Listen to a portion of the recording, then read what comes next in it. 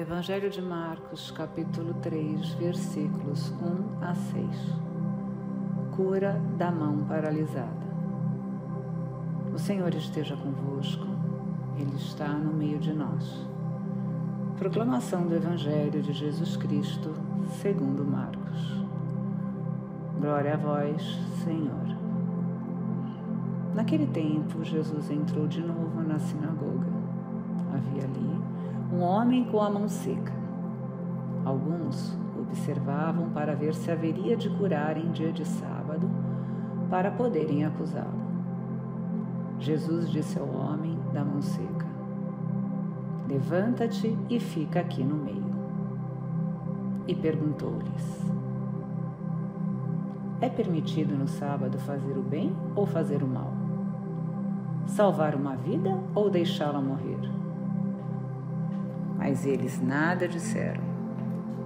Jesus então olhou ao seu redor, cheio de ira e tristeza, porque eram duros de coração, e disse ao homem: estende a mão. Ele a estendeu e a mão ficou curada. Ao saírem os fariseus com os partidários de Herodes, imediatamente tramaram contra Jesus a maneira como haveriam de matá-lo.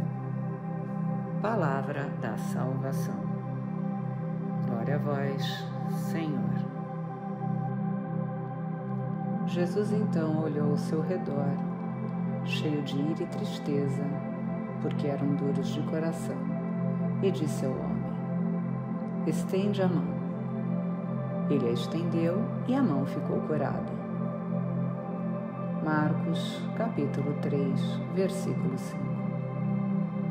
O Evangelho relata numerosos incidentes em que Jesus é acusado de violar a lei do sábado.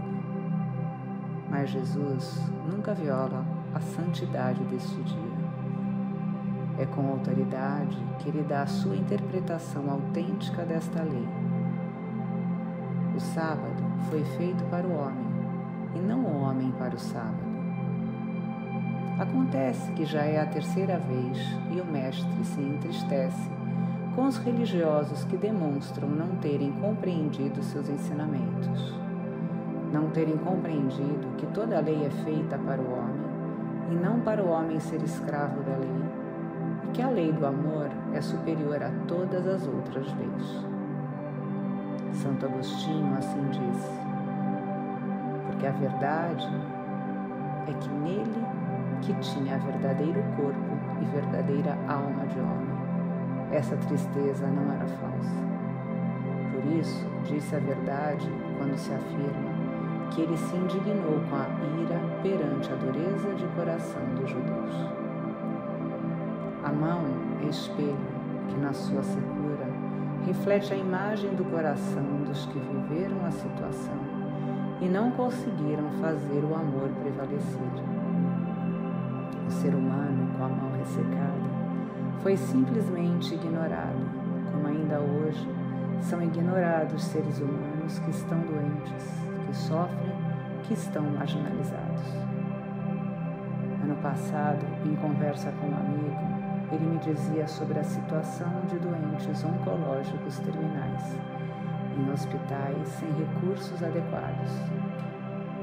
As dores que sentem são insuportáveis e não podem ser tratados por falta de medicação específica nos postos de atendimento. Imagine você nos últimos dias de sua vida preso numa maca e com dores semelhantes às do parto por dias a fio. Para Deus, essas pessoas devem ser acolhidas, cuidadas e resgatadas. Não importa a ocasião ou a situação. Para cada um de nós, tão atordoados com a nossa vida presente, com as nossas ocupações e individualidades, essas pessoas devem refletir a imagem e semelhança de Deus e agir com elas como agiríamos na frente do Criador. Outro motivo pelo qual se endurece o coração é o fechar-se sobre si mesmo, construir um mundo sobre si próprio. Esses narcisistas religiosos que têm um coração duro procuram defender-se com os muros que constroem ao seu redor.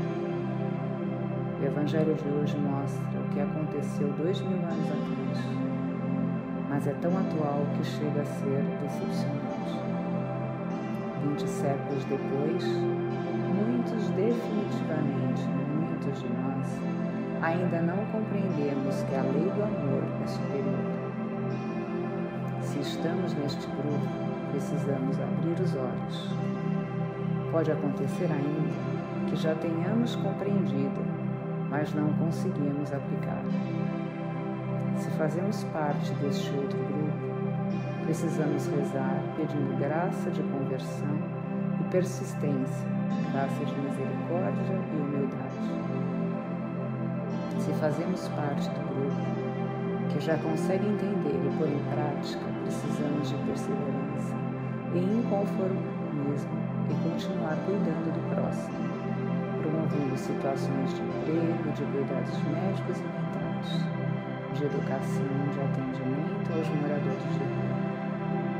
Inclusive, cuidar do irmão que aparentemente está são e não consegue olhar para o irmão doente.